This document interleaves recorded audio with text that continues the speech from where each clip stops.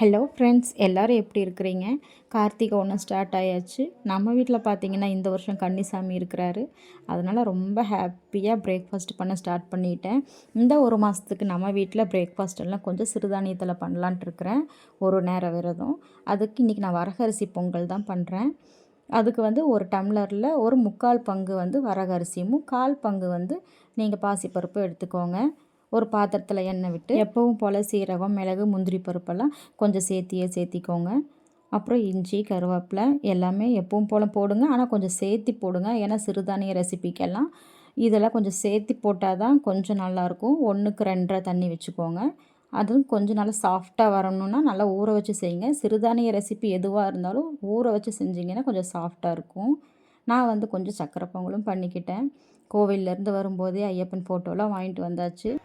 வந்ததும் பிரசாதம் பண்ணி அலங்காரமெல்லாம் பண்ணி நல்லா ஃபேமிலியோடு சாமி கும்பிட்டாச்சு. ரொம்ப ஹாப்பியாக இருந்தது. இனிமேல் டெய்லி பிரேக்ஃபாஸ்ட் வீடியோ வரும், ஷார்ட்ஸ் பாருங்கள்.